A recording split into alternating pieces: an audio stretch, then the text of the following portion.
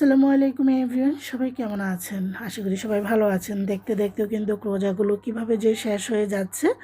আলহামদুলিল্লাহ, আজকে 14তম রোজা শেষ হয়ে যাচ্ছে। তো সামনে যেহেতু ঈদ চলে আসছে, ঈদের জন্য সবারই একটা প্রিপারেশন থাকে। তো আজকে ঈদ স্পেশাল খুবই মজার একটা পোলাও রান্না করে দেখাবো, সেটা হলো মটর পোলাও। তো আমি চিনি গুঁড়া চাল দিয়ে রান্না করব। আমি এখানে 500 গ্রাম চিনি গুঁড়া চাল নিয়েছি। আপনারা যে কোনো চাল দিয়ে কিন্তু পোলাওটা রান্না করতে পারেন। মটর পোলাও কিন্তু খেতে কিন্তু অনেক মজা, যারা খেয়েছেন তারাই কিন্তু এর স্বাদটা জানেন।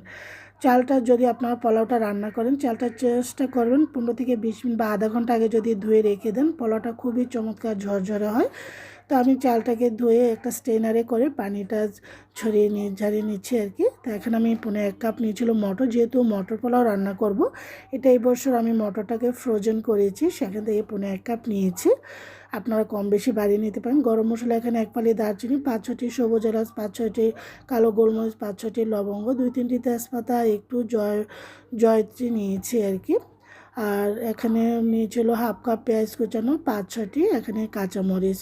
প্রত্যেকটা জিনিস আমি আমার চালের পরিমাণ বুঝিয়ে নিয়ে চলে যাচ্ছি রান্নার মূল পর্বে। এখানে একটা ফ্রাইং প্যান বসিয়ে দিয়ে দিচ্ছি সয়াবিন তেল। আপনারা সরষের তেলও রান্না করতে পারেন। এখন দিয়ে দিচ্ছি পেঁয়াজটা একটু আজকে আমি একটু গোল্ডেন কালার করে হালকা করে ভেজে নিব, যেন পোলাওটার মধ্যে খুব সুন্দর একটা বাদামি কালার চলে আসে। আমি একদম সাদা সাদা রান্না করব না।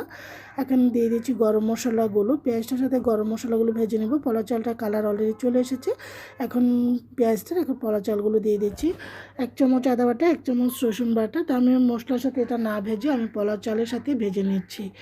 এটা দিয়ে এখন ভালো করে পোলাও চালটাকে ভেজে নিব। চালটা ভাজতে ভাজতে একটা সময় চালটা থেকে খুব সুন্দর একটা গন্ধ, এবং চালটা যখন দলা পাকিয়ে আসবে তখনই আমরা বুঝতে পারবো যে আমাদের চালটা পারফেক্টলি ভাজা হয়ে গিয়েছে।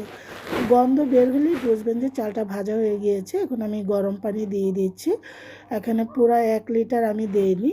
তো এখন সবসময় পোলাও চালটা আসলে চালের পরিমাণ যত, সেখান থেকে একটু কম দিবেন। অতিরিক্ত দিলে আবার অনেক সময় একদম গলে যায়। তো এখন আমি দিয়ে দিচ্ছি হলো স্বাদ অনুযায়ী চিনি, আর একটু লবণ দিয়ে দিচ্ছি। আর দিয়ে দিচ্ছি এখানে 2 থেকে 3 চামচ গুঁড়া দুধ।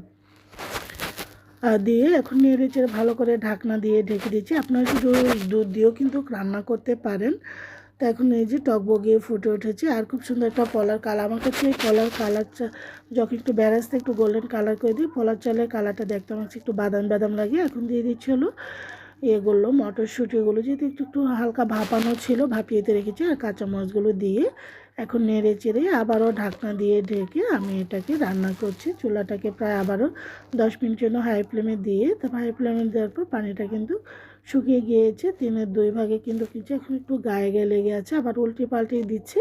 চালটা যেন পারফেক্টলি যেন সিদ্ধ হয়, কারণ উপরটা দেখা গিয়েছে চালটা থাকবে, ভিতরটা সিদ্ধ হয়ে যাবে, তখন ভালো লাগবে না। এখন দিয়ে দিচ্ছি হলো ঘি 2 চামচের মতন, আর কেওড়ার জল দিয়ে দিচ্ছি এখানে 1 চামচ।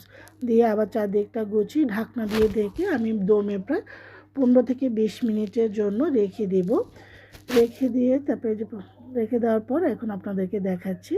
চলে এসেছি 15-20 মিনিট পর। চালটা থেকে কিন্তু পানি পুরো আছে, একদম শুকিয়ে গিয়েছে। এখন আমি এটাকে সার্ভ করে নেব। ঢাকনা দিয়ে রেখে চুলা থেকে 5 মিনিট রেখে চলে সার্ভ করার জন্য। আলহামদুলিল্লাহ, অনেক মজা এবং সুন্দর হয়েছে। আপনারাও করতে পারেন এই ঈদে মটরশুঁটি পোলাও পরিবার পরিজনে উপভোগ করতে পারেন। আশা করি সবারই ভালো লাগবে। উপরে একটু বেরেস্তা দিয়ে দিচ্ছি।